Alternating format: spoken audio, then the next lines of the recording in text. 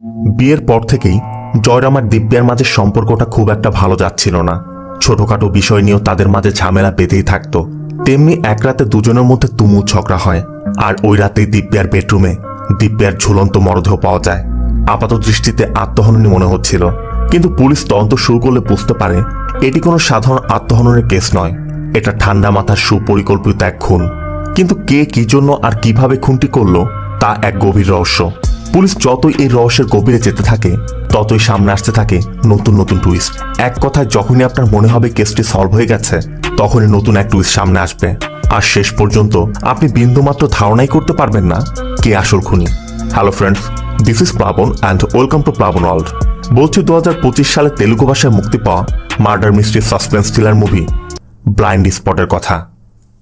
সময় রাত 8টা, মুষলধারে বৃষ্টি পড়ছে। দিব্যা তার ছোট বাচ্চা কোলে নিয়ে মন খারাপ করে বসে আছে। বাচ্চাটাও কান্না করছিল। এদিকে দিব্যার স্বামী জয়রাম কোনো একটি কাজে বাইরে যাওয়ার প্রস্তুতি নিচ্ছে, আর জয়রামকে বের হতে দেখেই দিব্যা এসে জানতে চায় এত রাতে তুমি কোথায় যাচ্ছ। কিন্তু জয়রাম কোনো জবাবই দিচ্ছে না। দিব্যা যতই জানতে চাচ্ছে তুমি কোথায় যাচ্ছ, জয়রাম ততই এড়িয়ে যাওয়ার চেষ্টা করছে। এজন্য দিব্যা বারবার বলছিল, তোমাকে কি আমার মানুষ বলে মনে হয় না? নাকি এই ঘরের আসবাবপত্র, টিভি, ফ্রিজ আমাকেও এগুলোর মতো মনে হয়? আমি কি কোনো মানুষ না? আমি তোমার কাছে কিছু জানতে চাইলে তোমার সাথে কথা বলে তুমি এড়িয়ে যাচ্ছ, কোনো কথার উত্তরই দিচ্ছ না। তোমার নোংরা মানসিকতার ব্যাপারে আমি সবকিছুই জানি। নিশ্চয়ই তুমি কোনো মেয়ের সাথে আড্ডা মারতে যাচ্ছ, নয়তো কোনো হোটেলে রুম বুক করেছ। এজন্য তুমি আমাকে উত্তর দিচ্ছ না। দিব্যা যত কিছুই বলুক না কেন, জয়রাম একটা জবাবও দিচ্ছে না। জয়রাম দিব্যাকে একটি কার্ড ধরিয়ে দিয়ে বলে, এটা আমার বন্ধুর নম্বর, ও একজন সাইকিয়াট্রিস্ট, তুমি ওর সাথে দেখা করো। আর এটা শুনে দিব্যা বলছিল, তুমি আমাকে পাগল ভাবছ? জয়রাম কিছু না বলে চলে যাচ্ছিল। তখন পিছে থেকে দিব্যা বলে ওঠে, আজ তুমি কোন মেয়ের সাথে শুতে যাচ্ছ সেটা বলো। আর দিব্যার কথা শুনে পাশে থেকে দিব্যাদের কাজের লোক লক্ষ্মী বলে ওঠে, ম্যাডাম একটু শান্ত হওয়ার চেষ্টা করুন। আর লক্ষ্মী এটা বলা মাত্রই দিব্যা লক্ষ্মীকে কষে এক চর মারে। সাথে সাথে জয়রামও দিব্যাকে একটি চর মেরে বসে। আর এরপর দিব্যা রাগ করে উপরে চলে যায়। জয়রামও নিজের কাজে বের হয়ে পড়ে, আর লক্ষ্মীও নিজের কাজে চলে যায়। ড্রয়িং রুমে শুধু বাচ্চাটি পড়ে আছে। সিন চলে যায় এর কয়েক ঘন্টা পর। ক্ষুধার যন্ত্রণায় বাচ্চারা চিৎকার করছে, আর বাচ্চার চিৎকার শুনে লক্ষ্মী বাচ্চাটাকে কোলে নিয়ে দোতলায় দিব্যার রুমের সামনে যায়। কিন্তু যতই দিব্যাকে ডাকার চেষ্টা করুক না কেন, দিব্যাকে যতই বলুক আপনার বাচ্চা কান্না করছে, দিব্যা কিছুতেই দরজা খুলছে না। একসময় লক্ষ্মী নিজে থেকে দরজাটা খোলে, আর দরজা খুলে যা দেখে তার জন্য লক্ষ্মী মোটেও প্রস্তুত ছিল না। কারণ দিব্যার বডিটি তখন ফ্যানের সাথে ঝুলছে। সাথে সাথে লক্ষ্মী পুলিশকে কল করে। আর রাত ঠিক 2:30 নাগাদ লোকাল থানার সিআই বিক্রম আর কনস্টেবল রামবাবু আসে। লক্ষ্মী তাদেরকে উপরে দিব্যার রুমে নিয়ে যায়। বডি ঝুলতে দেখে বিক্রম বডি এবং আশেপাশে সবকিছু ভালো করে লক্ষ্য করছিল। ঠিক তখনই বিক্রমের চোখ পড়ে মেঝের মধ্যে পড়ে থাকা একটি স্টোনের দিকে। তাই বিক্রম এভিডেন্স হিসেবে ওই স্টোনটি রেখে দেয়। এরপর বিক্রম লক্ষ্মীর কাছে জানতে চায় দিব্যাকে বাইরে গিয়েছিল। লক্ষ্মী বলে, না, ম্যাডাম কখনো বাইরে যায় না, এই রুমের মধ্যেই থাকে। বিক্রম লক্ষ্মীর কাছে জানতে চায় তুমি কোথায় ছিলে? লক্ষ্মী বলে, কিচেনে ছিলাম। বিক্রম আবারও জানতে চায় এর মধ্যে তুমি বাইরে গিয়েছিলে? লক্ষ্মী না বলে। আর কথার মধ্যেই বিক্রম লক্ষ্মীর গালের দাগ দেখে জানতে চায় তোমার গালের দাগ কিসের? মানে দিব্যার হাতে চর খেয়ে লক্ষ্মীর গালে যে দাগ পড়ে গেছে, বিক্রম সেই দাগের কথা জানতে চাইছে। লক্ষ্মী প্রথমে কিছু বলতে চাইছিল না, কিন্তু বিক্রম জানতে চায় কি ঘটেছে, আমাকে সত্যিটা বলো। এরপর লক্ষ্মী তাদের সাথে ঘটা ওই ঘটনার কথা খুলে বলে। আর লক্ষ্মীর মুখে এসব শোনার পর বিক্রম জানতে চায় জয়রাম এখন কোথায়। লক্ষ্মী জানায় জয়রাম মুম্বাই যেতে এয়ারপোর্টে গিয়েছে। বিক্রম লক্ষ্মীর থেকে জয়রামের ফোন নম্বর নিয়েও কল করে, কিন্তু জয়রামের ফোনটাও বন্ধ। আবার জয়রামের ফ্লাইট কখন লক্ষ্মী তাও বলতে পারছে না। এই জন্য কনস্টেবল রামবাবুকে বলে, দ্রুত ফরেন্সিক টিম ডাকো, আর এখান থেকে মুম্বাইয়ের যে ফ্লাইটগুলো আছে সেগুলো ডিলে করতে বলো।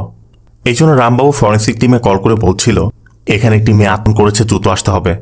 কিন্তু বিক্রম বলে এটা আতঙ্ক নয়, এটা সুপরিকল্পিত খুন। বিক্রম লক্ষ্মীর কাছে জানতে চায় দিব্যার কে কে আছে। লক্ষ্মী জানায় দিব্যা অনাথ। আর জয়রামের কথা জানতে চাইলে লক্ষ্মী জানায় জয়রামের আদিত্য নামে এক ভাই আছে। আর এই সেই আদিত্য যে ন্যাশনাল ইনভেস্টিগেশন এজেন্সিতে কাজ করে। তবে আদিত্য সবেমাত্র জয়েন করেছে, এখন ট্রেনি হিসেবে আছে। তাই আদিত্যকে জানানো মাত্রই আদিত্য জয়রামের বাড়িতে ছুটে আসে। এদিকে বাইরে ভারী বৃষ্টির কারণে ফরেন্সিক টিমের আসতেও লেট হচ্ছে। আবার আদিত্য এসে দিব্যাকে এই অবস্থায় দেখেই বলছিল দিব্যা কখনোই আত্মহত্যা করতে পারে না। বিক্রম বলে এটা আত্মহত্যা নয়, এটা খুন। বিক্রম আদিত্যকে দিব্যার ফেস দেখিয়ে বলে, যদি সে আতঙ্ক করতই তাহলে তার শরীরে ব্লাড সার্কুলেশন বন্ধ হয়ে যাওয়ার কথা, আর তখন তার মুখ ডার্ক হয়ে যাবে। কিন্তু এখানে সেটা হয়নি। আবার দিব্যার পায়ের নিচে ক্ষত চিহ্ন দেখা যাচ্ছে, সেখান থেকে রক্ত বের হচ্ছে।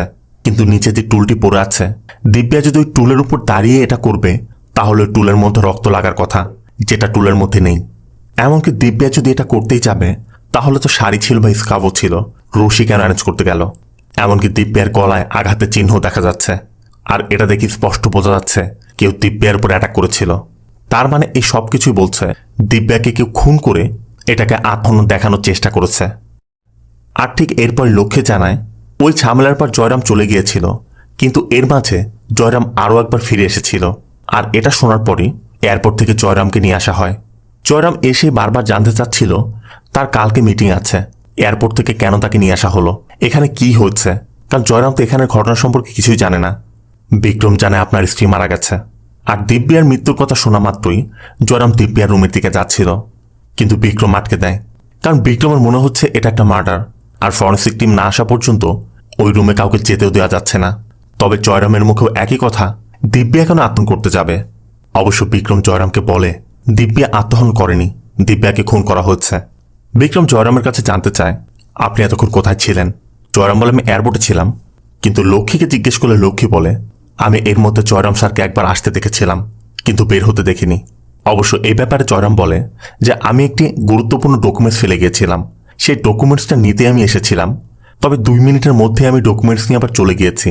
তবে লক্ষ্মী যেহেতু জয়রামকে বের হতে দেখেনি, তাই বিক্রম ধারণা করছে জয়রামই হয়তোবা ওই ঝামেলার পর ফিরে এসে দিব্যাকে কনভিন্স করার চেষ্টা করেছে, কিন্তু কনভিন্স করতে পারেনি, তাদের মধ্যে স্ট্রাগল হয়েছে, আর জয়রামই দিব্যাকে খুন করে পালিয়ে গিয়েছে। অবশ্য আদিত্য বলছিল জয়রাম যদি 2 মিনিটের জন্য এসে থাকে তাহলে সিসিটিভি দেখলেই তো আমরা সেটা প্রমাণ পেয়ে যাব যে কখন এসেছিল আর কখন গিয়েছিল। এই জন্য সিসিটিভি ফুটেজ চেক করা হয়, আর ফুটেজেও দেখা যায় জয়রাম যেমনটা বলছে জয়রাম এসেছিল ঠিকই, কিন্তু 2 মিনিটের মধ্যেই আবার ডকুমেন্টস নিয়ে ফিরে গিয়েছিল।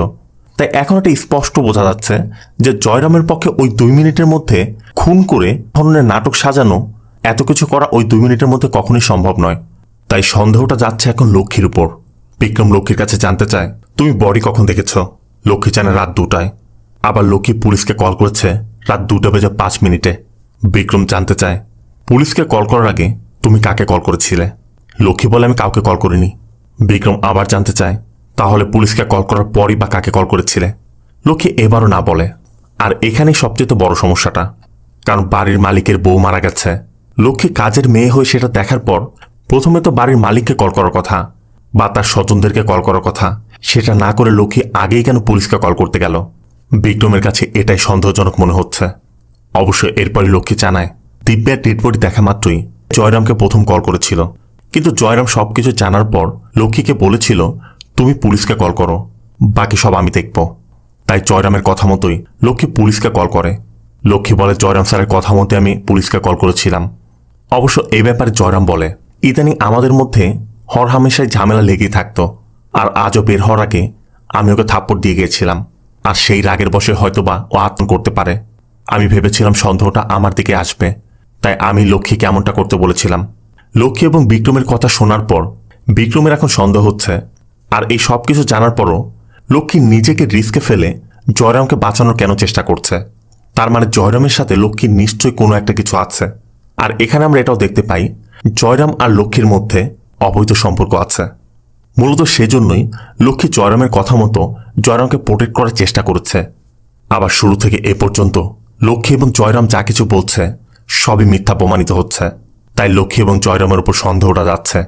এর মধ্যেই বিক্রমের চোখ পড়ে পাশের সেলফে থাকা একটি ফটোর দিকে, যেখানে জয়রামের সাথে জয়রামের প্রথম স্ত্রী সরস্বতী আর ছেলে বিনোদকে দেখা যাচ্ছে। লক্ষ্মী জানায় সরস্বতী ক্যান্সারে আক্রান্ত হয়ে মারা গিয়েছিল, আর তাদের একমাত্র ছেলে বিনোদ উপরেই দিব্যার পাশের রুমে থাকে।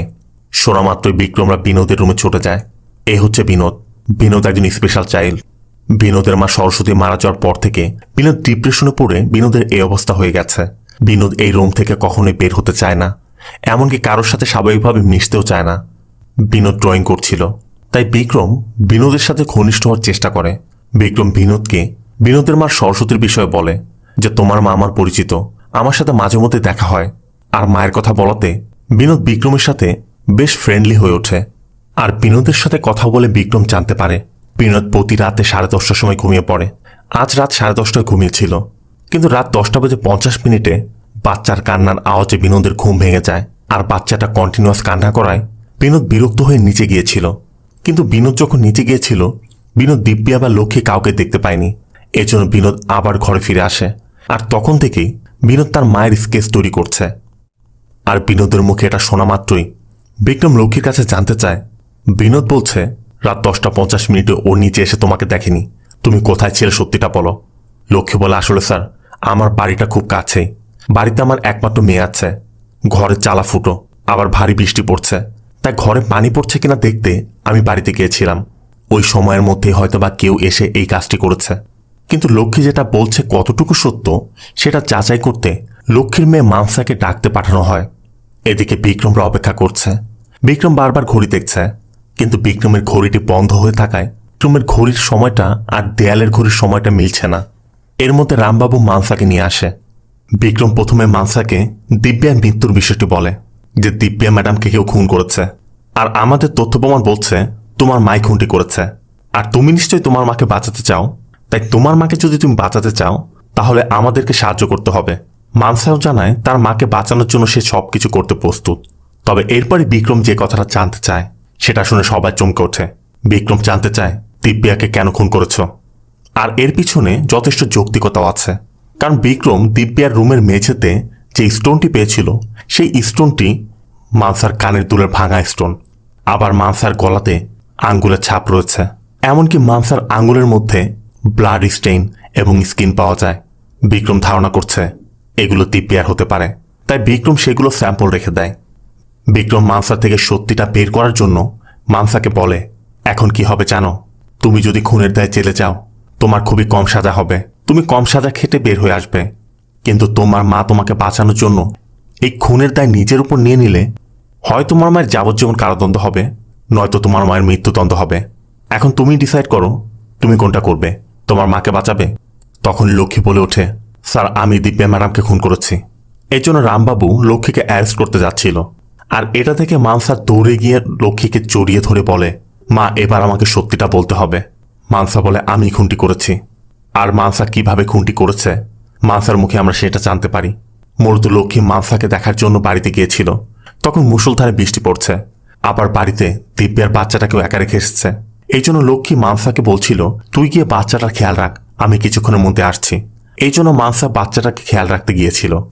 তখনই দিব্যা উপর থেকে বারবার লক্ষ্মীকে ডাকছিল। আর লক্ষ্মী যেহেতু এখানে নেই তাই মানসাই দিব্যার রুমে যায়। মূলত দিব্যার হাত থেকে পড়ে একটি গ্লাস ভেঙে গিয়েছে। লক্ষ্মী যেহেতু নেই তাই দিব্যা মানসাকে কাচের টুকরোগুলো তুলতে বলে। আর মানসা যখন সেগুলো তুলছিল দিব্যা বলছিল, তোদের মা মেয়েকে দেখলে আমার ঘৃণা করে। মূলত দিব্যা জয়রাম আর লক্ষ্মীর বিষয়টি জানত। এই জন্য বলছিল, তোদের যদি এতই শখ থাকে অন্য কারোর সাথে গিয়ে শুতে পারিস না। বলে দিব্যা মানসাকে লাথি মেরে ফেলে দেয়। আর মানসা ওটা সহ্য করতে না পেরে দিব্যার গলা চেপে ধরে। এরপর দুজনের মধ্যে বেশ কিছুক্ষণ স্ট্রাগল হয়।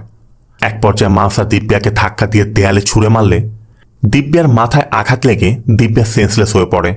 এরপর মানসা বাড়িতে ফিরে লক্ষ্মীকে বিষয়টি জানানো মাত্রই লক্ষ্মী মানসাকে নিয়ে দ্রুত এখানে এসে দেখে দিব্যা এতক্ষণে মারা গেছে। তাই লক্ষ্মী কিছুতেই বুঝতে পারছিল না লক্ষ্মী এখন কি করবে। এই জন্যই মূলত লক্ষ্মী তখনের ওই নাটকটি সাজিয়েছিল। এটা তো ছিল খুনের বর্ণনা, কিন্তু শুধুমাত্র এতটুকু বিষয় নিয়ে তো মানসা দিব্যাকে খুন করেনি। এর পিছু একটি বড় কারণ ছিল। আর এরপরই আমরা সেই কারণটাও জানতে পারি। লক্ষ্মী 10 বছর যাবত এই বাড়িতে কাজ করে। আর মানসা ছিল একমাত্র মেয়ে। মানসা পড়াশোনাতে খুবই ভালো ছিল, স্কুলে সবসময় ফার্স্ট হতো। কিন্তু মানসাকে মাঝে মধ্যে একটি বিব্রতকর পরিস্থিতির শিকার হতে হতো, কারণ মানসার বাবা নেই। সবাই জানতে চাইতো মানসার বাবাকে, কিন্তু মানসা কোনো উত্তরই দিতে পারত না।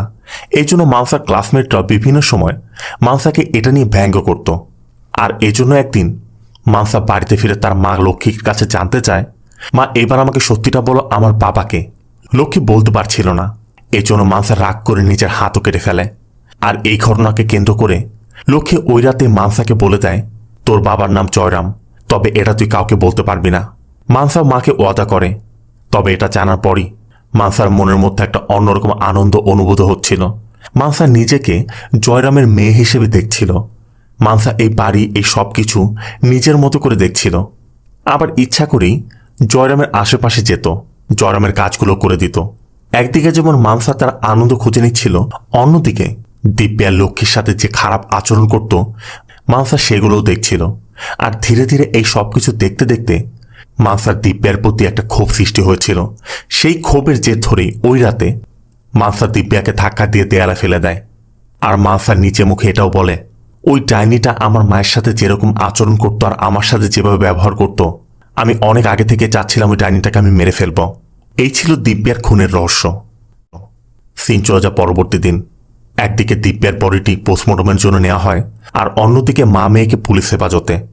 বিক্রম জয়রামদের পক্ষ থেকে আদিত্যকে সাথে নিয়ে যায়। ইনি হচ্ছেন ডক্টর সেলভাম।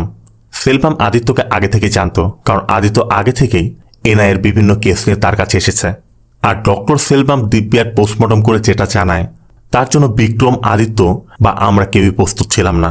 কারণ সেলভাম জানায় দিব্যার মাথায় যে আঘাত লেগেছে সেটা খুবই মাইনর ইনজুরি, আর এই মাইনর ইনজুরিতে সর্বোচ্চ বেহুশ হয়ে যাওয়া সম্ভব, কারণ মৃত্যু হওয়া সম্ভব নয়।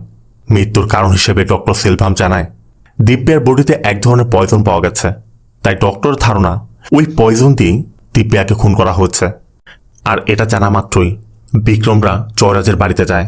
জয়রাজ তখন তার ছেলে বিনোদকে সকালে নাস্তা খাওয়াচ্ছে। বিক্রম জয়রামকেও জানায় দিব্যার মৃত্যু মাথায় আঘাত পাওয়ার কারণে হয়নি, দিব্যাকে পয়জন দেওয়া হয়েছিল। আর এটা শোনা মাত্রই বিনোদ ভয়ে আঁতকে ওঠে। বিনোদ দৌড়ে তার রুমের দিকে চলে যায়। বিক্রমরা বিনোদকে ফলো করে বিনোদের রুমে যায়, কিন্তু বিনোদ কাপবোর্ডের পিছে লুকিয়ে আছে। বিনোদ কিছু একটা নিয়ে খুবই ভয় পাচ্ছে। বিক্রম, জয়রাম যতই চেষ্টা করুক না কেন, বিনোদ কিছুতেই সেখান থেকে বের হচ্ছে না। জয়রামও বুঝতে পারছে না বিনোদ কেন ভয় পাচ্ছে। তবে বিক্রম বলে ওকে ওর মতো থাকতে দিন, ও এমনিতেই ফিরে আসবে। তবে বিনোদের কাপড় চেক করে দেখে এখানে বেশ কয়েকটি সেলফ খালি, তবে একটি সেলফ বন্ধ, আর ওই সেলফের মধ্যে কিছু একটা নিশ্চয় আছে। তবে জয়রাম জানায় এই সেলফের মধ্যে বিনোদের মা সরস্বতীরই কিছু স্মৃতি রাখা ছিল, আর অনেকদিন যাবৎ একটি সেলফের চাবি পাওয়া যাচ্ছে না। আর বিনোদও ওই সেলফটি খুলতে না দেয় তারা নতুন করে কোনো চাবিও বানায়নি। আর এটা শোনার পর বিক্রম সন্দেহ করে নিশ্চয় বিনোদ এই সম্পর্কে কিছু জানে। বিক্রমের চোখ পড়ে বিনোদের মায়ের ফটোর দিকে, আর ওই ফটোর পিছেই সেলফের চাবি পাওয়া যায়। সেলফটি খুলতেই দেখা যায় সেলফের মধ্যে সরস্বতীর ব্যবহৃত সবকিছু রাখা আছে, মানে বিনোদ তার মায়ের স্মৃতি হিসেবে এগুলো রেখে দিয়েছে। তবে এগুলো স্মৃতি হিসেবে থাকলেও এর মধ্যে এমন একটি জিনিস আছে যেটা মোটেও স্মৃতি হিসেবে রাখা নয়, আর এটাই হচ্ছে সেই বোতল। বিক্রমদের ধারণা এই বোতলের পয়জন খাইয়ে হয়তোবা দিব্যাকে খুন করা হয়েছে। তবে এক্স্যাক্টলি কি হয়েছে সেটা বোঝার জন্য বিক্রম ওই পয়জন জয়রামকে খেতে বলছিল। আর জয়রাম যখনই ওই পয়জন খেতে যাবে তখনই বিনোদ বের হয়ে এসে ওই বোতলটি ফেলে দেয়। আর এরপর বিনোদের মুখেই জানা যায় ওই রাতে আসলে কি হয়েছিল। বিনোদ জানায় ওই রাতে বাচ্চার কান্নার আওয়াজ পেয়ে বিনোদ যখন নিচে গিয়েছিল তখন দিব্যা লক্ষ্মীকে পানি নিয়ে যেতে বলছিল, কিন্তু লক্ষ্মী তো তখন এখানে ছিল না, লক্ষ্মী বাড়িতে গিয়েছিল। আর ওই সুযোগে বিনোদ জুসের মধ্যে ওই মেডিসিন মিশিয়ে দিব্যাকে দিয়ে এসেছিল। বিনোদের মুখে এটা জানার পর বিক্রম বিনোদের কাছে জানতে চায় তুমি এটা কেন করেছ? দিব্যা তো তোমার মায়ের মতোই ছিল। কিন্তু বিনোদের কথা, ও আমার মায়ের মতো ছিল না, ও একটা ডাইনি ছিল। আমার মা তো অনেক ভালো মানুষ ছিল। আর এখানে আমরা দেখতে পাই বিনোদের মা সরস্বতী বিনোদকে খুবই ভালোবাসত, খুবই আদর যত্ন করত, যেমনটা আর 5টা মা সবসময় করে থাকে। এদিকে আবার জয়রামের লক্ষ্মীর সাথে সম্পর্কটা সরস্বতী জানতে পেরে এটা নিয়ে সরস্বতী আর জয়রামের মধ্যে হরহামেশায় ঝামেলা হতো। এমনকি একদিন সরস্বতী এই বিষয়কে কেন্দ্র করে জয়রামকে বলছিল তুমি যদি এগুলো বন্ধ না করো তাহলে আমি বিষ খেয়ে মরব। অবশ্য জয়রাম বলছিল তুমি যদি মনে করো এটাতেই সমাধান তাহলে করো। অবশ্য সরস্বতী যখন ওই পয়জনটি খেতে যাবে তখনই জয়রাম সেটি ফেলে দেয়। আর ওই দিনই বিনোদ ওই শিশিটি এনে তার সেলফের মধ্যে রেখে দিয়েছিল। এরপর বিনোদ তার মাকে বলছিল মা তুমি এটা করো না, আমাকে ছেড়ে যেও না। সরস্বতী বলছিল না রে বাবা, তোকে ছেড়ে আমি কোথাও যাব না। কিন্তু ভাগ্য সরস্বতী সহায় হয়নি। সরস্বতীর ক্যান্সার ধরা পড়ে, আর কয়েকদিনের মধ্যেই সরস্বতী মারা যায়। আর এদিকে সরস্বতী মারা যাওয়ার কয়েকদিনের মধ্যেই জয়রাম দিব্যাকে বিয়ে করে নিয়ে আসে।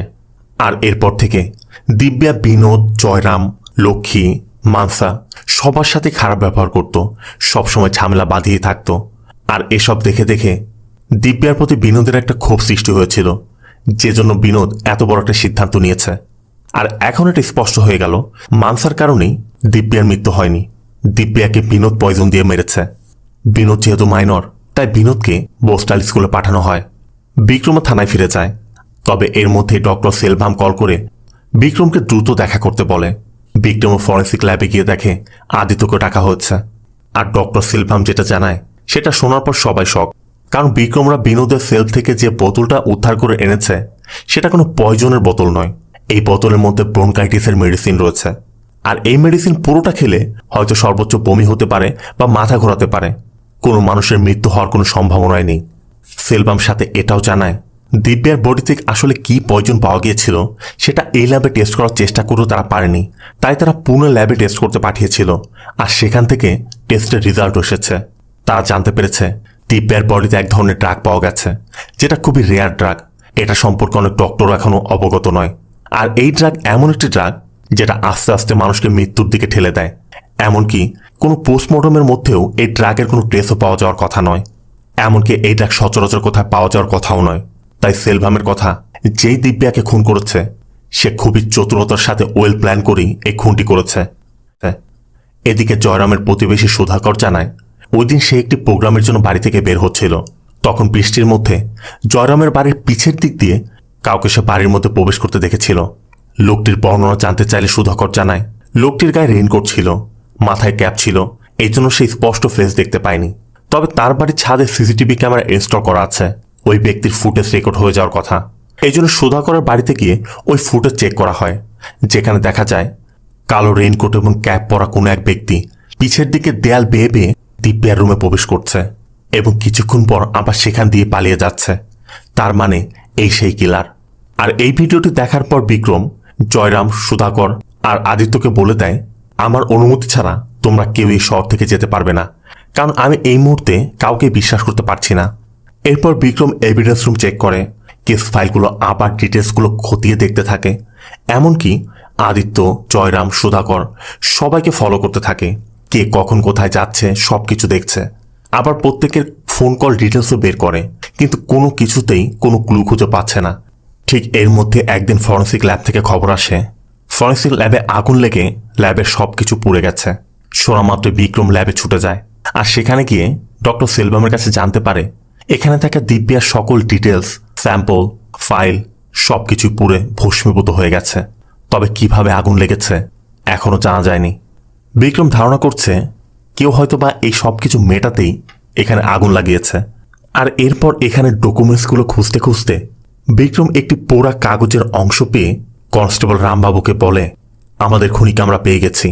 আর বিক্রম অন্য কারো কথা বলছে না, বিক্রম আদিত্যর কথা বলছে। সাথে সাথে বিক্রম সাইবার সেলে কল করে আদিত্যর নম্বরটি ট্রেস করে জানতে পারে আদিত্য এখন তার নিজ বাড়িতে অবস্থান করছে। তাই বিক্রম আদিত্যকে ধরতে আদিত্যর বাড়িতে চলে যায়। আর বাড়ির মধ্যে গিয়ে দেখতে পায় ড্রয়িং রুমের মধ্যে ক্রিমিনাল সাইকোলজির বই পড়ে আছে, বড় স্ক্রিনের মধ্যে ক্রাইম ফিল্ম চলছে। বিক্রম আস্তে আস্তে উপরে বেডরুমে চলে যায়, আর সেখানে গিয়ে দেখে রুমের মধ্যে বড় একটি বোর্ড লাগানো, যেখানে জয়রাম আর দিব্যার সম্পর্কিত সবকিছু ছক আঁকা। মানে দিব্যাকে খুন করার পুরো ছকটাই এখানে আঁকা রয়েছে। বিক্রম রুম থেকে বের হওয়া মাত্রই আদিত্যর মুখোমুখি হয়। এরপর তাদের দুজনের মধ্যে বেশ কিছুক্ষণ ফাইট হয়। আর ফাইটের এক পর্যায়ে কনস্টেবল রামবাবু এসে বিক্রমের মাথায় আঘাত করে বিক্রমকে বেহুশ করে ফেলে। এখান থেকে সিন শিফট হয়। বিক্রমকে একটি রুমের মধ্যে বেঁধে রাখা হচ্ছে। এখানে আদিত্য আছে। আদিত্য বলছিল তুমি এত সহজে এত জটিল কেসটি সলভ করে ফেলবে আমি তো কল্পনাই করতে পারিনি। আর আমি যখনই বুঝতে পারি তোমাকে আমি আমার ফাঁদে ফেলি। কিন্তু সত্যিটা কি জানো, আমি দিব্যাকে খুন করিনি, দিব্যাকে তুমি খুন করেছ। আর এটা শোনা মাত্র বিক্রম পুরো শকড হয়ে যায়। আদিত্য বলে দিব্যা মারা যাওয়ার পর থেকে ওই বাড়িতে যা যা ছিল আমি তো তাদেরকে সন্দেহ করছিলাম, কিন্তু সুধাকরের বাড়ির ওই সিসিটিভি ফুটেজ দেখার পর আমি বুঝতে পারি কিলার ঘরের মধ্যের কেউ নয়, কিলার বাইরের কেউ। আর ওই কিলারের সাথে দিব্যার কোনো না কোনো কানেকশন নিশ্চয় আছে। আর এরপরই মূলত আদিত্য তার নিজের মতো করে তদন্ত শুরু করে। দিব্যা জয়রামের স্ত্রী, এর বাইরে দিব্যার সম্পর্কে আদিত্য কোনো কিছুই জানত না। এই জন্য দিব্যার সম্পর্কে জানতে দিব্যার যেখানে জন্ম হয়েছিল এবং যেখানে দিব্যা বড় হয়েছে আদিত্য সেখানেই তদন্ত করতে যায়। আর সেখানে দিব্যার রুমে থাকা একটি ট্রাঙ্কের মধ্যে দিব্যার বেশ কিছু জিনিসপত্র পাওয়া যায়। তবে এত কিছুর মধ্যে শুধুমাত্র একটি চিঠি দিব্যার খুনের কেসটি সলভ করে দিয়েছে, কারণ ওই চিঠির মধ্যেই বিক্রমের নাম লেখা ছিল। মানে ওই চিঠিটি বিক্রম দিব্যাকে পাঠিয়েছিল। আবার ডক্টর সেলভাম বলেছিল খুনি যেই হোক না কেন সে খুবই চতুর এবং প্রফেশনাল। আর এই সব কিছুতে আদিত্যর কাছে কনফার্ম হয়ে গিয়েছিল দিব্যাকে বিক্রমই খুন করেছে। আর তখন থেকেই আদিত্য বিক্রমকে ফলো করতে শুরু করে। আর বিক্রমকে একটি ঘড়ির দোকানে দেখে আদিত্য সন্দেহ হয়, কারণ খুনের রাতে বিক্রম বারবার নিজের ঘড়ি দেখছিল আর দেয়ালের ঘড়ি দেখছিল। এই জন্য বিক্রম ওই দোকান থেকে বের হওয়ার পর আদিত্য ওই দোকানে গিয়ে জানতে পারে বিক্রমের ওয়াচের ক্রাউন হারিয়ে গিয়েছে। সেই ক্রাউন রিপ্লেস করতেই বিক্রম তাদের দোকানে এসেছিল। আদিত্য তখন আরো মনে পড়ে ওই রাতে বিক্রম যখন বারবার তার ঘড়ি দেখছিল, তার ঘড়িটি 10:15 স্টপ ছিল, আর এটাই ছিল দিব্যার খুনের এক্সাক্ট টাইম। এরপর আদিত্য বিক্রমকে তার ওয়াচের ওই ক্রাউনটিও দেখায়, যেটি আদিত্য খুঁজে পেয়েছে। আদিত্য বলে, সাধারণ মানুষেরা ঘড়ির সময় পরিবর্তন করতে এই ক্রাউনটি ব্যবহার করে, কিন্তু তোমার মতো জিনিয়াস ব্যক্তিরা এটাকে মার্ডার ওয়েপন হিসেবে ইউজ করে। এখানে আমরা এটাও দেখতে পাই, ওই সিসিটিভি ফুটেজ দেখার পর আর বিক্রমের ওয়াচ ক্রাউনের বিষয়টি জানার পর আদিত্য পুরো ঘর এবং ঘরের বাইরে যে জায়গা দিয়ে বিক্রম গিয়েছিল সেই সকল জায়গাগুলো ভালো করে তল্লাশি করে ওই ক্রাউনটি সেখানে পেয়েছিল। আর এরপর ক্রাউনটি টেস্ট করতে ল্যাবেও পাঠিয়েছিল। আর ল্যাব রিপোর্টে স্পষ্ট দেখা যাচ্ছে ওই ওয়াচ ক্রাউনে দিব্যার ব্লাড পাওয়া গেছে। এমনকি দিব্যার শরীরের মধ্যে যে ড্রাগ দেওয়া হয়েছে ওই ক্রাউনের মধ্যেও সেই একই ড্রাগ পাওয়া গেছে। তার মানে এটি স্পষ্ট বোঝা যাচ্ছে ওই ক্রাউনের মধ্যে ড্রাগ লাগিয়েই দিব্যার শরীরের মধ্যে পুশ করা হয়েছিল। মূলত ওই রাতে বিক্রম দিব্যাকে খুন করে থানায় বসে শুধুমাত্র ফোনের অপেক্ষা করছিল। আর লক্ষ্মীর কল পেয়ে বিক্রম আসার পর দিব্যার বডিটি বেডে না পেয়ে চৌকিতে ঝুলন্ত অবস্থায় পেয়ে বিক্রম তখন বুঝতে পারে যে এর মধ্যে অন্য কেউ ইনভলভ হয়েছে। তাই নিজেকে বাঁচাতে খুব চতুরতার সাথে অন্যদেরকে কেসের মধ্যে ইনভলভ করার চেষ্টা করেছে। কিন্তু যত অ্যাঙ্গেলে চেষ্টা করুক না কেন সবই ভেস্তে গিয়েছে। শেষ পর্যন্ত বিক্রম এটাও বুঝতে পারছিল আদিত্য যেহেতু একজন এনআইএ অফিসার, তাই আদিত্যর সাথে এত সহজে সে পেরে উঠবে না। তাই বিক্রম আদিত্যকে ফ্রেম করার চেষ্টা করে। আর আদিত্য ওটা জানতো বিক্রম যে কোনোভাবে আদিত্যকে ফ্রেম করার চেষ্টা করবে, যেটা বিক্রম করেছে। এজন্য অবশ্য আদিত্য কনস্টেবল রামবাবুর সাথে দেখা করে রামবাবুকে আগেই সব ডিটেলস বলে রেখেছিল। অবশ্য প্রথমে রামবাবু বিশ্বাস করতে চায়নি। তখন আদিত্য রামবাবুকে এটাও বলেছিল বিক্রম আমাকে ফ্রেম করার জন্য চেষ্টা করবে। আর রামবাবু ফরেন্সিক ল্যাবে সেই প্রমাণটা পেয়ে গেছে। মূলত এরপরে আদিত্য রামবাবুর সহযোগিতা নিয়ে বিক্রমকে ধরেছে। আর এখন তারা এনআইএর ইনভেস্টিগেশন রুমে বসে আছে। আর বিক্রমকে খুনি প্রমাণিত করতে সকল এভিডেন্সই আদিত্যর কাছে আছে। কিন্তু আদিত্য শুধু একটি বিষয় জানে না, সেটা হচ্ছে বিক্রম দিব্যাকে কেন খুন করলো। আর এটা আমরা বিক্রমের মুখে শুনতে পাই। বিক্রমের কাছে আমরা জানতে পারি বিক্রম যখন খুব ছোট ছিল তখন তার বাবা মারা গিয়েছিল। বিক্রম তার মায়ের সাথে বস্তিতে বসবাস করত। ছোট থেকেই সে খুব বেশি টেক কেয়ার পায়নি। বিক্রম পড়াশোনায় খুব ভালো ছিল, স্কুলে সবসময় ফার্স্ট হতো। তবে তার পড়াশোনার খরচ চালাতে খাবার আর হোটেলে পরিষ্কার পরিচ্ছন্নতার কাজ করতে হতো। এর মধ্যে একদিন বিক্রমের মা মারা যায়। আর এরপর বিক্রম পুরোপুরি একা হয়ে পড়ে। এমনকি ওই খাবারের হোটেলের মানুষের উচ্ছিষ্ট খাবার খেয়ে বিক্রমকে বেঁচে থাকতে হতো। এভাবে বিক্রমের ছোটবেলা কেটেছে। বিক্রমের জীবনটা পুরো অন্ধকারাচ্ছন্ন হয়ে গিয়েছিল। তবে এই অন্ধকারের মধ্যে দিব্যাই বিক্রমের জীবনে আলো নিয়ে এসেছিল। দিব্যা আর বিক্রম একে অন্যকে খুবই ভালোবাসত। দিব্যাকে পাওয়ার পর বিক্রমও ধীরে ধীরে তার কষ্টের দিনগুলো ভুলে যাচ্ছিল। তাদের দিনগুলো খুব ভালোই কাটছিল। তবে এর মধ্যেই বিক্রমের পুলিশে সিলেকশন হয়। বিক্রম দিব্যাকেও জানায় খুব তাড়াতাড়ি তাকে ট্রেনিংয়ে যেতে হবে, আর ফিরে আসার পর তারা দুজন বিয়ে করে সংসার শুরু করবে। এই প্রত্যাশা নিয়ে বিক্রম ট্রেনিংয়ে জয়েন করেছিল। আর বিক্রমের ট্রেনিং চলাকালীন অবস্থায় নিজের সর্বোচ্চটা দিয়ে নিজের যোগ্যতার প্রমাণ দিয়েছে। বিক্রম তার ব্যাচের টপার হয়েছিল। আর বিক্রমের এই পারফরমেন্স দেখে বিক্রমদের যে আইজি ট্রেনিং দিয়েছিল সেই আইজি বিক্রমকে খুব পছন্দ করে ফেলে। আইজির নিজের যে কনফিডেন্স ছিল আইজি বিক্রমের মধ্যেও সেই কনফিডেন্স দেখছিল। তাই আইজি বিক্রমকে একটি অফার দেয়। আইজি বিক্রমকে তার মেয়েকে বিয়ে করতে বলে। বিক্রমও তখন বুঝতে পারছিল না সে এখন কি করবে। একদিকে তার কেরিয়ার, অন্যদিকে ভালোবাসা।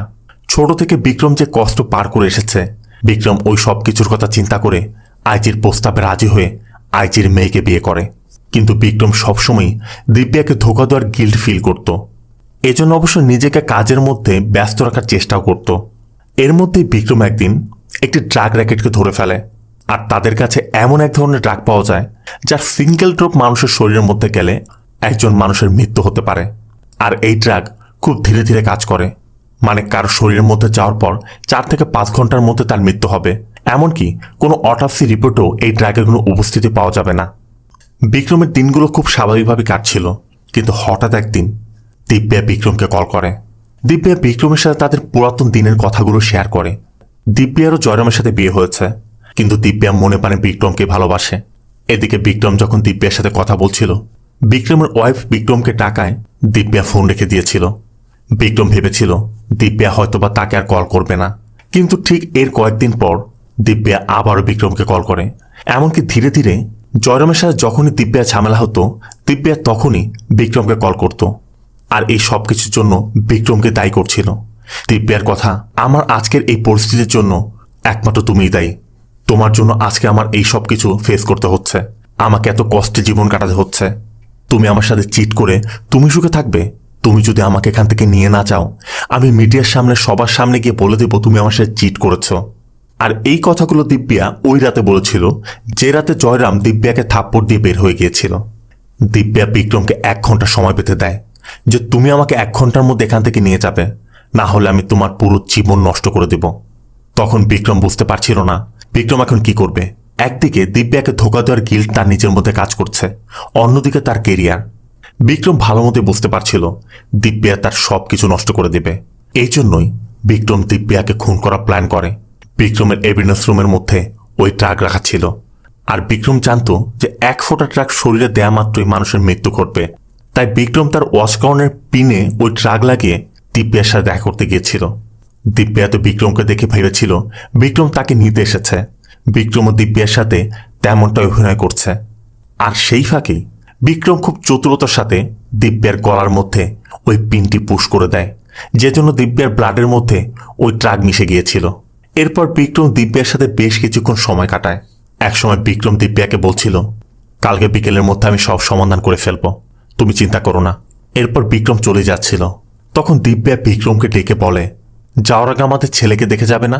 ঠিক তখনই বিক্রম জানতে পারে দিব্যার যে ছেলেটি সেটি বিক্রমের ছেলে, মানে দিব্যার বিয়ের আগেই দিব্যা প্রেগনেন্ট ছিল, কিন্তু বিক্রম এটা আগে জানতো না। আর এটা জানার পর বিক্রম এখন কিছুতে মানতে পারছে না সে এটা কি করেছে, কিন্তু তারপরও বিক্রম শুধু তার কেরিয়ারের দিকে ফোকাস করেছে। এই ছিল দিব্যার খুনের পিছের রহস্য। এরপর দিব্যার ঘরে বিনোদ এসেছিল, বিনোদ চলে যাওয়ার পর মানসা এসেছিল, এমনকি এখানে কি কি ঘটেছিল সবকিছু আমরা দেখেছি। সবকিছু জানার পর বিক্রমকে পুলিশের হাতে সোপর্দ করা হয়। আর পুলিশ পিজন ভ্যানে যখন বিক্রমকে নিয়ে যাওয়া হচ্ছিল, বিক্রম দিব্যাকে অনুভব করছিল, আর দিব্যা বিক্রমের কাঁধে মাথা রেখে বলছিল, যদি আমরা একসাথে থাকতাম তাহলে আমাদের জীবনটা কত সুন্দরী না হতো। বিক্রম এখন অনুভব করছে যদি সে দিব্যাকে বিয়ে করত তাহলে তার লাইফটা কেমন হতো। আর এর দ্বারা এটা আবারও প্রমাণ হয়ে যায় ভালোবেসে কাউকে ধোকা দিলে নিজেও তার ফল ভোগ করতে হয়। ভালোবাসা মানুষকে কখনো ধোকা দিতে নেই। ভালোবাসা একটা পবিত্র জিনিস। তো মুভিটি আপনার কেমন লাগলো অবশ্যই কমেন্টে জানাবেন। ভিডিওটি ভালো লাগলে ভিডিওতে লাইক দিয়ে চ্যানেলটিকে সাবস্ক্রাইব করতে একদম ভুল করবেন না। দেখা হবে অন্য কোনো মুভি বা সিরিজের এক্সপ্লেনেশন ভিডিওতে। ততক্ষণ সব ভালো থাকবেন, সুস্থ থাকবেন। আল্লাহ হাফেজ।